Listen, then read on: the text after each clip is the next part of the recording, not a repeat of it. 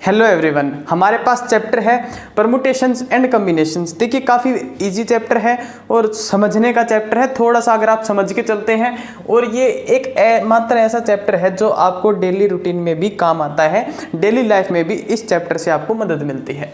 इस चैप्टर में देखिए आपको क्या करना है, दो वर्ड्स मिलेंगे।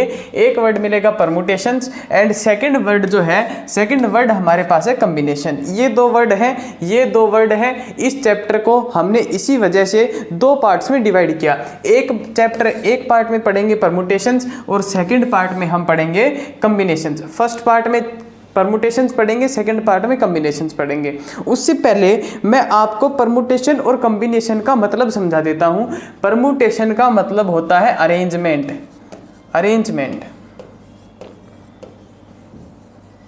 और कम्बिनेशंस का मतलब होता है टू चूज। मतलब जैसे कि अगर आपके पास देखिए कुछ, आप मान ली किसी शादी में है, किसी प्रोग्राम में है, वहाँ पे आपको काम दिया गया कि भैया आप ये कुर्सियाँ हैं, जितनी भी चेयर्स हैं, इन सभी चेयर्स को अरेंज करें। तो आपको ये चेक करना है, मान लिया 5 अलग अलग तरह की चेयर दी गई, तो आपको चेक करना है उन 5 चेयर को किन तरीकों से, मतलब टोटल नंबर ऑफ वेज अगर हमें फाइंड आउट करने हो कितने तरीकों से हम उन चेयर्स को अरेंज कर सकते हैं, तो हम परमुटेशंस का यूज करेंगे। अगर आपको 5 चेयर दी गई और उन 5 चेयर में से आपको कहा गया कि एक कोई चेयर उठा के लाइए, तो उन 5 चेयर में से आप एक चेयर कितने तरीके से उठा सकते हैं, तो इसमें टोटल वेज निकालने के लिए कि कितने तरीके से उनमें से एक चेयर आपको चूज करना है, उसके लिए हम कम्बिनेशन यूज करेंगे। ये काफ़ी आसान चैप्टर है। इस चैप्टर में देखिए फर्स्ट हम पढ़ेंगे परमुटेशंस एंड कम्बिनेशंस में पहला पार्ट जो लेंगे वो लेंगे हम कम्बिनेशन का। पहला पार्ट देखिए हम लेंगे कम्बिनेशन का। कम्बिनेशन में देखिए कैसे क्या करना है। ये कम्बिनेशंस हमारे पास, और कम्बिनेशंस में हम जब कम्बिनेशंस का चैप्टर पढ़ेंगे तो इसमें मेनली क्या चीज़ें पढ़ेंगे कि किसी चीज़ को चूज़ करना है। और इससे पहले हमारे पास एक टॉपिक आता है, वो आता है प्रिंसिपल ऑफ मल्टीप्लिकेशन। इस टॉपिक को पढ़ेंगे और इस टॉपिक को पढ़ने के बाद आज ही इसी वीडियो में हम कम्बिनेशन स्टार्ट करेंगे। ये काफ़ी इजी टॉपिक है और यहाँ से क्वेश्चन एग्जाम में पूछा जाता है। प्रिंसिपल ऑफ मल्टीप्लिकेशन क्या है कि मान लिया आप ए पॉइंट पे खड़े हैं, ए पॉइंट पे आप हैं और ए पॉइंट से बी पॉइंट पे जाने के लिए आपके पास 3 रास्ते हैं। ए पॉइंट से बी पॉइंट पे जाने के लिए आपके पास 3 रास्ते हैं। इन 3 रास्तों को अगर आप फॉलो करें तो ए से बी पे पहुंच सकते हैं। और एक अनदर पॉइंट है सी पॉइंट। बी पॉइंट से सी पॉइंट पे जाने के लिए आपके पास 4 रास्ते हैं। बी पॉइंट से सी पॉइंट पे जाने के लिए आपके पास 4 रास्ते हैं, ए, बी और सी, ये 4 रास्ते हैं। तो इसमें से आपसे पूछा गया है कि ए से बी पे जाने के लिए ए से सी पे जाने के लिए टोटल नंबर ऑफ वेज कितने होंगे, तो कितने रास्ते से जा सकता है आप कैलकुलेट करें। तो कैलकुलेट करें तो हम कहेंगे एक यहाँ से जाएगा, ए से बी पे इस रास्ते से गया, ए से बी पे इस रास्ते से गया और बी से सी पे इस रास्ते से गया, तो ये एक तरीका हुआ।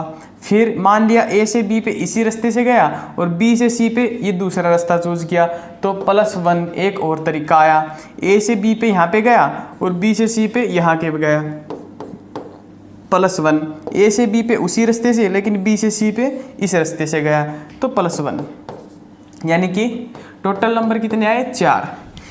यहाँ से और इस रास्ते को अगर ए से बी फॉलो करे और उसके बाद सी पे जाए तो 4 तरीके से जा सकता है। 4 तरीके इसके साथ एसोसिएटेड, उसी तरीके से 4 इसके साथ और 4 इसके साथ। तो टोटल जो नंबर ऑफ वेज आए वो हमारे पास आए 4 + 4 + 4 = 12।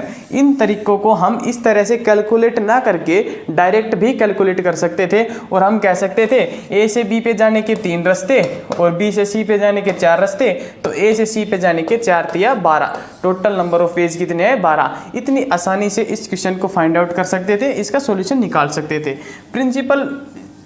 ये देखिए जो प्रिंसिपल ऑफ मल्टीप्लिकेशन है, इसके ऊपर बेस्ड हमारे पास कुछ क्वेश्चंस हैं जो कि एग्जाम में पूछे गए हैं और लास्ट ईयर भी हमारे पास वहाँ से एग्जाम में क्वेश्चन आया था। तो फर्स्ट क्वेश्चन आप नोट करें। फर्स्ट क्वेश्चन है, in an cinema hall in an cinema hall there are एक सिनेमा हॉल में there are 3 entry gates, 3 entry gates. एक सिनेमा हॉल में जाने के लिए 3 एंट्री गेट्स हैं एंड 2 एग्जिट, 2 एग्जिट के लिए गेट हैं। तो आपको बताना है find total number of ways, find total number of ways, total number of ways in which a man can go and come out from cinema hall, come out from cinema hall. तो कैसे करेंगे, 3 रास्ते जाने के, 2 रास्ते आने के, तो 3 की गुणा करेंगे 2 से और ये आया 6।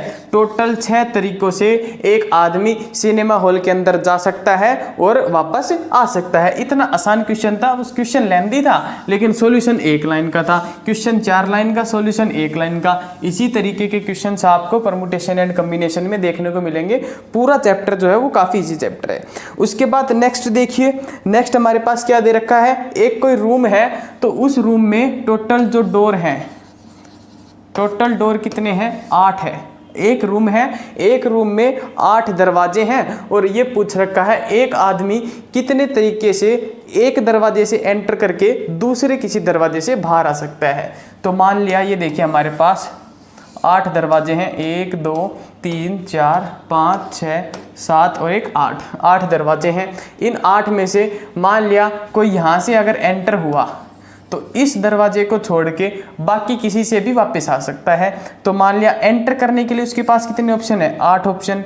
एग्जिट करने के लिए कितने ऑप्शन बचे, 7 ऑप्शन। 8 7 56, 56। ये इस क्वेश्चन का आंसर था। इस तरीके से इस क्वेश्चन को आपको सोल्व करना था। इसी तरीके के प्रिंसिपल ऑफ मल्टीप्लिकेशन में से आपके पास क्वेश्चन आएंगे। लास्ट क्वेश्चन देखिए जो पिछली बार एयरफोर्स में आया था, पिछली बार एयरफोर्स में आया था, हमने थोड़ा सा लैंग्वेज चेंज किया है। उसका लैंग्वेज क्या है, there are 4 veg from Delhi to Rewari, Delhi to Rewari. Delhi से और रेवाड़ी तक के 4 रास्ते हैं, दिल्ली से रेवाड़ी तक के 4 रास्ते हैं। इसमें पूछ रखा है in how many ways, in how many ways. ये एयरफोर्स का क्वेश्चन है लास्ट ईयर का, बस ये प्लेसेस हमने चेंज की है। In how many ways, in how many ways a man can go from one path and return from another path. मतलब कि एक रास्ते से जाएगा और दूसरे किसी रास्ते से वापस आना है। And return for another path से उसको रिटर्न करना है। जाने के कितने रास्ते, 4। जाने के रास्ते 4, वापस आने के कितने बचे, 1 से तो वो गया, बाकी के 3 वापस आने के। तो 4 × 3 = 12। ये क्वेश्चन था। कितना इजी क्वेश्चन था। बस क्वेश्चन लिखने में टाइम लगेगा, सॉल्यूशन करने में टाइम नहीं लगेगा। पूरे चैप्टर का यही हाल है। क्वेश्चन आपको लेंदी मिलेंगे, सॉल्यूशन आपको बहुत छोटा मिलेगा चैप्टर के हर क्वेश्चन का। अब हम बात करते हैं कॉम्बिनेशंस की। कॉम्बिनेशंस में आपको बताया अगर आपको चूज करना है, कोई चीज़ आपको चूज करनी है तो आप कॉम्बिनेशन का यूज़ करेंगे। अगर आपको चूज करना है तो आप कॉम्बिनेशंस का यूज़ करेंगे।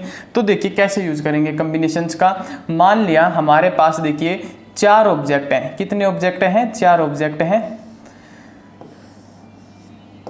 A, B, C और D।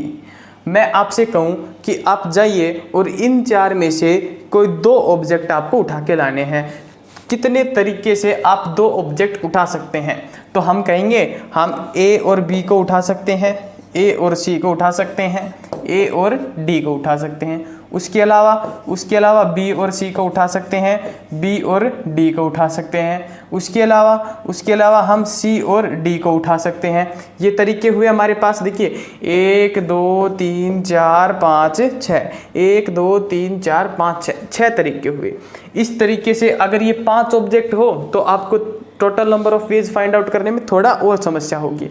तो इसके लिए एक इजी मेथड बताया गया। इजी मेथड क्या बताया गया कि 4 ऑब्जेक्ट हैं, 4 में से कितने चूज करने हैं, 2 चूज करने हैं। तो कैसे करेंगे, 4C2, ये टोटल नंबर ऑफ ऑब्जेक्ट, ये जितने चूज करने हैं उतने ऑब्जेक्ट। तो 4C2 को लिख सकते हैं 4 × 3/2, 2 से 4 कैंसिल हुआ 2 पे, 3 2 जा 6। देखिए कितना इजीली सिंपली आंसर आया। यहाँ पे आपको थोड़ा सा सोचना पड़ रहा था। अगर मैं यहाँ पे कह देता 10 ऑब्जेक्ट हैं तो और ज़्यादा समस्या होती, 20 ऑब्जेक्ट है तो और ज़्यादा समस्या होती। लेकिन इस मेथड से हम बहुत ही आसानी से चीज़ों को सोल्व कर सकते हैं, निकाल सकते हैं। एक क्वेश्चन नोट करें, हमारे पास 5 मैन हैं। देखिए इस टाइप के क्वेश्चन आपने पढ़े होंगे बहुत ज़्यादा। 5 मैन और 5 ही वुमेन लीजिए, 5 मैन है और 5 वुमेन है। आपको बताना है एक कमिटी ऑफ कमिटी ऑफ 8 लोगों की एक कमिटी बनानी है। और कोई भी कंडीशन नहीं है इस क्वेश्चन में कोई भी कंडीशन नहीं है। कितने ही आदमी लीजिए, कितनी ही औरतें लीजिए, आपको बस कमिटी बनानी है 8 की। तो क्या कितने तरीकों से बना सकते हैं, टोटल नंबर ऑफ वेज आपसे पूछ रखा है। टोटल नंबर ऑफ वेज आपको फाइंड आउट करने हैं। कैसे, टोटल आदमी कितने, 10, 5 आदमी 5 औरत, आप इनको ह्यूमन बीइंग मान के चलिए। 10C, इसमें से चूज कितने करने हैं, 8, 10C8। इतने तरीके से हम 8 लोगों की एक वो बना सकते हैं, कमिटी बना सकते हैं। उसके बाद इसी क्वेश्चन में थोड़ा सा अगर हम हेर फेर करें तो आपसे कहेगा a committee of 8 in which 4 are man, in which 4 are man. एक ऐसी कमेटी बनाई जिसमें 4 आदमी हैं, बाकी जो बचे 4 वो लेडीज हैं। तो कैसे बनाएंगे, पहले क्या करेंगे, 5 मैन में से 5 मैन में से हम 4 चूज करेंगे, उसका मल्टीप्लाई करेंगे। 5 वुमेन में से 4 चूज करेंगे, 5C4 × 5C4 यानी कि 5 × 5 5 यानी कि टोटल नंबर 25 वेज। इस तरीके से इस क्वेश्चन को सोल्व कर सकते थे और इसी तरीके से इस तरह के किसी भी क्वेश्चन को सोल्व कर सकते थे।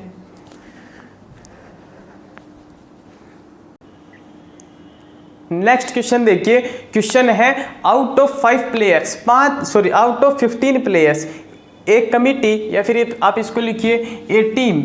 आप इसको प्लेयर्स का क्या होता है, team. A team of 11 is to be made, find number of ways. आपको बताना है कितने तरीके से हम ये कार्य कर सकते हैं, ये काम कितने तरीके से किया जा सकता है। 15 प्लेयर में से 11 प्लेयर चूज करना है। तो 15 में से 11 कैसे चूज करेंगे, 15C11। 15C11 को NCR is equal to N-R का प्रॉपर्टी यूज करें तो हम इसको लिख सकते हैं 15 - 11 यानी कि 4। 15C4 को 15 × 14 × 13 × 12 अपॉन 4 × 3 × 2, 4 3 जा 12, 12 से 12 कैंसिल, ये यहाँ पे 7 पे कैंसिल। हमारे पास आया 15 × 7 × 13। इसका आप मल्टीप्लिकेशन करेंगे और जो भी आंसर आएगा वो आप आंसर लिख लेंगे और अपना नोट करेंगे। इसी तरीके के कुछ और क्वेश्चन हमारे पास हैं, उन क्वेश्चंस को भी देखिए। नेक्स्ट जो क्वेश्चन है, आउट ऑफ 8 मैन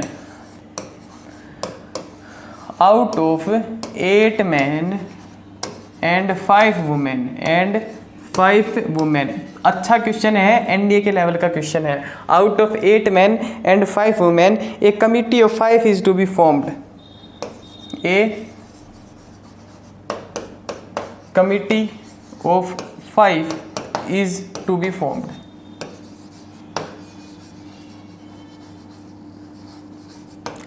तो इस क्वेश्चन के आपको टोटल नंबर ऑफ वेज बताने हैं। पहला बताना है नंबर ऑफ वेज बताइए, कोई कंडीशन नहीं है, विदाउट एनी कंडीशन आपको नंबर ऑफ वेज बताने हैं। सेकंड जो इस क्वेश्चन में पूछ रखा है, एक कंडीशन लगाई एट लीस्ट 3 लेडीज, कम से कम 3 आपको वुमेन को शामिल करना है कमेटी के अंदर। तो जब बिना कंडीशन के है तो हम क्या करेंगे, 8 मैन 5 वुमेन, टोटल हमारे पास आया 13 में से कितने चूज करने हैं, 5, तो 13C5। ये बिल्कुल इजी पोर्शन था इस क्वेश्चन का एयरफोर्स का। अब अगर यही क्वेश्चन आपके पास आया एनडीए में तो किस तरीके से आएगा, ये कंडीशन लगाएगा पीछे है, एट लीस्ट 3 लेडीज़, कम से कम 3 लेडीज़ हों उसमें। तो कम से कम 3 लेडीज़ हो तो कैसे करेंगे भाई, 3 लेडीज़ होगी और 2 हमारे पास मैन हुए। सेकंड क्या हो सकता है, 4 वुमेन 1 मैन। थर्ड क्या हो सकता है, 5 वुमेन और 0 मैन। इस तरीके से चूज कर सकते हैं। तो भाई 5 वुमेन में से 3 को चूज करेंगे 5C3, 5 वुमेन में से 3 को चूज करेंगे 5C3, 8 मैन में से 2 को चूज करेंगे 8C2 प्लस इसको करेंगे 5C4 into 8C1 plus 5C5 into 8C0। इस तरीके से यहाँ से जो भी सॉल्यूशन आपका आए उस सॉल्यूशन को आप लिखिएगा, वो आपका आंसर होगा। मेथड आपको बता दिया है, कैलकुलेशंस आपको खुद करनी पड़ेंगी।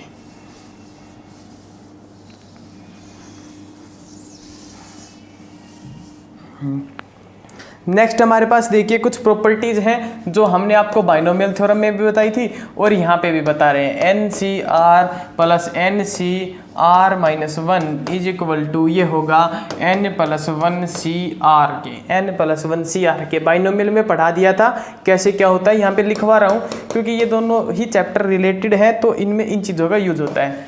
NC0 plus NC1 plus NC2 और प्लस NCN तक, इसका वैल्यू हमारे पास आता है 2 की पावर n। ये आपको डायरेक्ट याद रखनी है, ये एक बार रिमेम्बरेंस के लिए करवाई जा रही है। NC0 NC2 NC4 और इस तरीके से इसका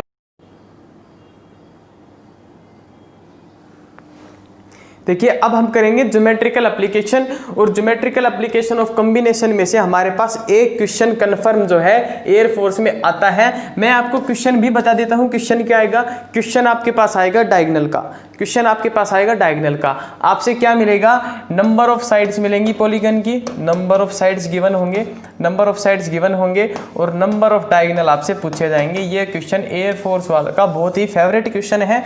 लास्ट टाइम भी आया था, उससे पिछली बार भी आया था, उससे पिछली बार भी आया था, अगली बार भी आएगा, इस बार भी आएगा, उससे अगली बार भी आएगा। मतलब आप ये मान के चलिए कि एयरफोर्स वालों का क्रश है इस क्वेश्चन पे, इस क्वेश्चन पे एयरफोर्स वालों का क्रश है, तो ये क्वेश्चन तो आएगा ही आएगा एग्जाम में। अब ज्योमेट्रिकल एप्लीकेशंस में हमारे पास क्या क्या एप्लीकेशंस हैं वो आप नोट करें। ये एप्लीकेशन है, ये सभी मैं आपको इजीली करवा रहा हूँ, आप बस याद रखें। Number of straight lines, number of straight lines from n points in a plane, n points in a plane. अगर आपके पास किसी प्लेन में n नंबर ऑफ पॉइंट्स दे रखे हैं तो उन पॉइंट से कितनी स्ट्रेट लाइन आप ड्रॉ कर सकते हैं, तो इसका हमारे पास तरीका होता है NC2। इस तरीके से निकाल सकते हैं, इसको मैं अलग कलर से लिख देता हूं NC2। उसी तरीके से आपसे पूछ सकता है number of triangles, number of triangle from n points. ये देखिए n पॉइंट्स जब मैं लिख रहा हूँ तो इसका मतलब ये है कि इनमें से कोई भी पॉइंट कोलिनियर नहीं है। अगर कोलिनियर की कंडीशन होगी तो फॉर्मूला चेंज होगा। आप देखिए number of triangle from n points निकालना हो तो निकालेंगे NC3। देखिए नंबर ऑफ पॉइंट, और एक ट्रायंगल बनाने के लिए कितने पॉइंट की जरूरत होती है, 3। उसी तरीके से एक स्ट्रेट लाइन बनाने के लिए कितने पॉइंट्स की जरूरत होती है, 2। ये इसलिए NC2 NC3 लिखा गया है। इसके अलावा देखिए क्या हो सकता है, आपसे पूछ सकता है number of triangle from n points, n point से नंबर ऑफ ट्रायंगल बनाने हैं, फ्रॉम विच, एक कंडीशन लगाएगा, फ्रॉम विच, जिनमें से MR कोलिनियर, मतलब कि MR कोलिनियर, M पॉइंट कैसे हैं, कोलिनियर हैं। तो कैसे निकालेंगे नंबर ऑफ ट्रायंगल, तो हम निकालेंगे नंबर ऑफ ट्रायंगल, निकालने का तरीका होगा NC3 माइनस MC3। इन सभी पे एक एक क्वेश्चन हर टाइप पे करवाएंगे, चिंता ना करें, इन पे एक एक क्वेश्चन करवाएंगे। ये सेकंड टाइप हो गया। इसी तरीके से स्ट्रेट लाइन में पूछ सकता है number of straight lines from n points in a plane from which m are collinear, m point collinear है तो कैसे निकालेंगे, NC2 माइनस MC2 और +1, NC2 माइनस MC2 +1 इस तरीके से निकालेंगे। ये सभी चीज़ें आप नोट करें, एग्जाम में काफ़ी इंपॉर्टेंट है और इन सभी पे बेस्ड आपको क्वेश्चन भी करवाए जाएंगे, इन सभी पे बेस्ड आपको क्वेश्चंस भी करवाए जाएंगे, तो बिल्कुल भी घबराने की ज़रूरत नहीं है। क्वेश्चन यहीं से आएगा, ये बात कन्फर्म है, हम जो पढ़ाएंगे क्वेश्चन वहीं से आएगा, और क्वेश्चन वहीं से आएगा, वहाँ से क्यों आएगा, क्योंकि हम आपको सभी चीज़ें पढ़ाएंगे, ऐसा कोई टॉपिक हम छोड़ेंगे नहीं जहाँ से हम आपको पढ़ाए नहीं और वहाँ से क्वेश्चन आ जाए। तो क्वेश्चन नोट करें, in a plane there are 10 points out of which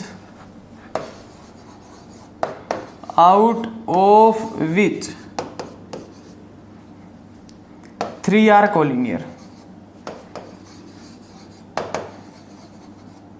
Find number of triangle, find number of straight line लिखिए, एक बार स्ट्रेट लाइन के नंबर निकालिए, एक बार नंबर ऑफ ट्रायंगल निकालिए, एक ही क्वेश्चन में दोनों कंसेप्ट कवर। अगर स्ट्रेट लाइन निकालें तो हमारे पास तरीका बताया 10C2 माइनस 3C2 +1, ये हमारे पास नंबर ऑफ स्ट्रेट लाइन आएंगे, क्योंकि इसका फॉर्मूला क्या होता है, NC2 माइनस MC2 +1। अगर ट्रायंगल की बात की जाए, कितने ट्रायंगल ड्रॉ कर सकते हैं, तो ट्रायंगल की बात की जाए तो आएगा 10C3 minus 3C3, 10C3 minus 3C3, ये तरीका हुआ कितने ट्रायंगल्स बन सकते हैं, टोटल नंबर ऑफ ट्रायंगल्स कितने बन सकते हैं। तो एक ही क्वेश्चन में दोनों कंसेप्ट कवर किए। अब हमारे पास है मास्टर क्वेश्चन और मास्टर कंसेप्ट, जहां से एक क्वेश्चन परमुटेशन एंड कॉम्बिनेशन से कंफर्म आएगा, और वो क्वेश्चन है डायगोनल का। नंबर ऑफ डायगोनल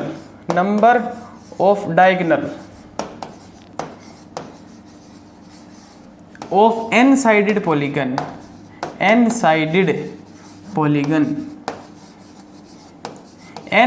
पॉलीगन में, मतलब एक ऐसा पॉलीगन जिसमें n साइड है, तो नंबर ऑफ डायगोनल कितने होंगे ये आप डायरेक्ट नोट करें, n into n-3/2, n into n-3/2। अगर हम बात करें स्क्वायर की, स्क्वायर में 2 डायगोनल होते हैं, साइड कितनी होती है 4, अगर हम यहाँ पे 4 पुट करें, 4 गुणा 4 में से 1/2, 2 से 4 को कैंसिल कर कितना है 2 डायगोनल देखिए हमने निकाला। इसी तरीके से अगर हम बात करें ऑक्टागन की, ऑक्टागन का क्वेश्चन आया था लास्ट ईयर एयरफोर्स में, ऑक्टागन का क्वेश्चन आया था, और ऑक्टागन का क्वेश्चन उससे पहले एनडीए में भी आया था, उससे पहले ऑक्टागन का क्वेश्चन एनडीए में भी आया था।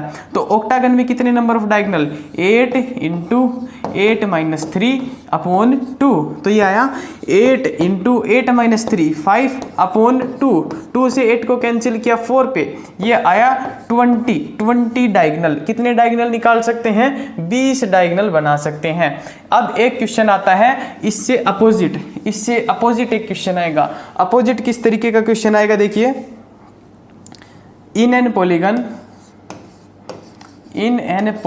एक पॉलीगन में क्या दे रखा है, in n polygon there are 44 diagonal दे दिए इस बार, और पूछ रहा है नंबर ऑफ साइड्स बताइए, नंबर ऑफ साइड्स बताइए। तो नंबर ऑफ साइड कैसे बताएंगे, देखिए 44 is equal to n into n-3/2, 2 को इस साइड मल्टीप्लाई किया, ये आया 88 is equal to n² - 3n, ये आया n² - 3n is equal to 88। अब देखिए यहाँ पे क्वेश्चन को छोड़ दीजिए, यहाँ पे क्वेश्चन छोड़ने के बाद आपको क्वेश्चन में 4 ऑप्शन मिलेंगे। आपको क्वाड्रेटिक इक्वेशन सोल्व बिल्कुल भी नहीं करनी, आपको 4 ऑप्शन मिलेंगे, A option, B option, C option और डी ऑप्शन। चारों ऑप्शन में आप लेफ्ट हैंड साइड में n का वैल्यू पुट करके देखेंगे। अगर n का वैल्यू 11 है तो देखिए 121 - 33, ये कितना आएगा, 121 - 33, 121 - 33 हमारे पास आएगा, ये 12, हाँ ये आया हमारे पास 88। फर्स्ट ऑप्शन ही इस क्वेश्चन का करेक्ट ऑप्शन था। 121 माइनस 33 कितना आया 88। n का वैल्यू हमने यहाँ पे पुट किया 11 और 11 पुट किया तो LHS इज इक्वल टू आया RHS। लेफ्ट हैंड साइड और right hand side same, left hand side और राइट हैंड साइड सेम, इसका मतलब है वही ऑप्शन हमारे पास करेक्ट ऑप्शन है। आप तीन बात की जो बचे हुए ऑप्शन हैं उनमें से कोई भी अगर आप ऑप्शन रखते हैं तो आपके पास वैल्यू सेटिस्फाई नहीं होगी। तो आप एक बात मेरा कंफर्म ध्यान रखें, बिल्कुल अपने दिमाग में सेट करें कि जो भी क्वेश्चन आएगा एयरफोर्स के एग्जाम में डायगोनल से एक क्वेश्चन कंफर्म है, डायगोनल से एयरफोर्स के एग्जाम में एक क्वेश्चन कंफर्म है। बार बार ये बात बताई गई है आपको। तो एग्जाम टाइम में आप ये ना करें कि भाई हमें बताया नहीं गया था कि यहाँ से क्वेश्चन आएगा या नहीं आएगा, या फिर टॉपिक कितना इंपॉर्टेंट है कितना नहीं है। तो आज के वीडियो में इतना ही, बाकी करेंगे नेक्स्ट वीडियो में। जय हिंद, जय भारत।